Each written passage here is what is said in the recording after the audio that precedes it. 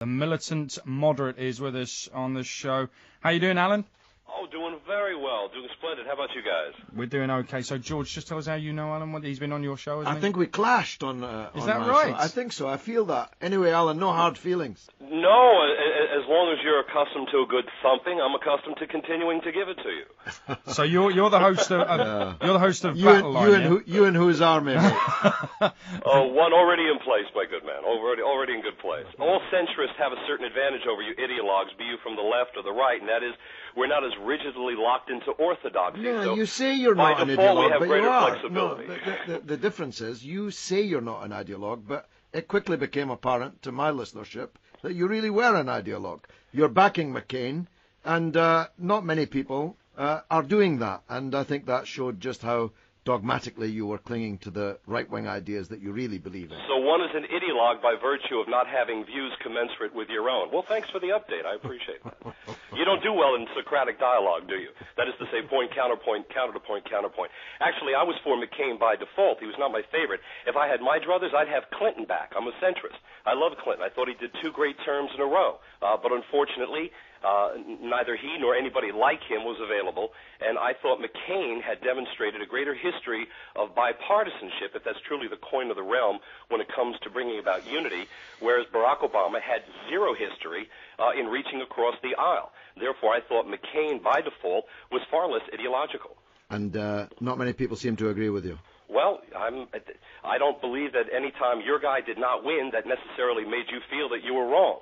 Please understand, I'm not thrilled with either of these 2 candidates, but I will celebrate our democracy here and embrace our new president, whomever he may be, because that's how it works.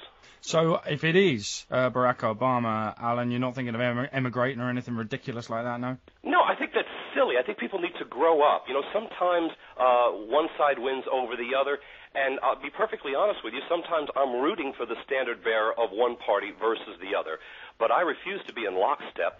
One of the problems I remember when I lived in Britain, I might have mentioned to you before, I went to the University of Wales, College of Swansea, and I loved Britain. I still miss it. But one of the things that always ticked me off about both the Tories and the Labour members is the same thing that's always bothered me about Republicans and Democrats, and that is each party is willing to give a pass to their own for that which they would never tolerate from others. It does appear as if these guys are never willing to hold themselves up to the same standards to which they subject others, and as long as that's the case, they cannot be taken seriously. On the issue of the fact that Barack Obama is black, do you think that he's clearly going to be winning votes through being black? Now, I'm not saying that's the reason why he might make it to the White House, but is that a good thing in that it will stamp out apathy in America in certain quarters?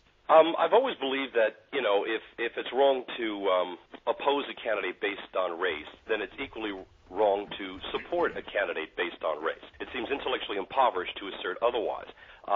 And I say this as somebody who can outleft the best of them, as I might have mentioned it before on your show. I'm pro-gay rights, pro-gay marriage, I'm pro-reparations for blacks. But what I cannot stand is when people will falsely use the race card, because in my estimation that fulfills the definition of racism. If you falsely use the race card, you're using race to marginalize otherwise very innocent people, thus fulfilling the very definition of racism, and it's simply wrong. And unfortunately, I think Camp Obama, if you will, has committed racism pretty much in the name of fighting it.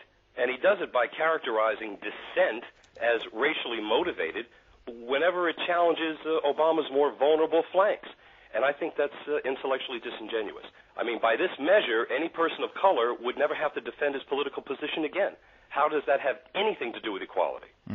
I think it sets it backwards. I think it sets it backwards. I can understand what you're saying. I think that.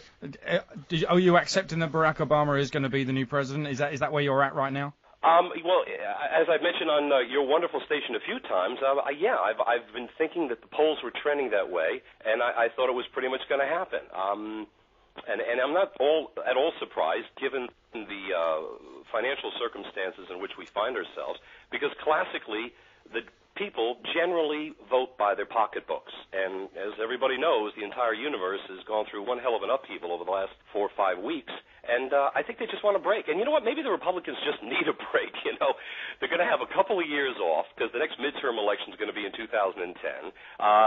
It's not as if they're going to be allocating any of their time to the business of governance. You know, they don't have anything in the House. They got nothing in the Senate. They're not going to have 1600 Pennsylvania Avenue. Now is the time for them to reform, recalibrate, see if they can come up with something new. And hopefully within about 4 years, we're going to have a more centrist-leaning party, separate from both the left and the right, crazy-ass ideologues that they are, and have a more nuanced approach to government. Alan, thanks a lot.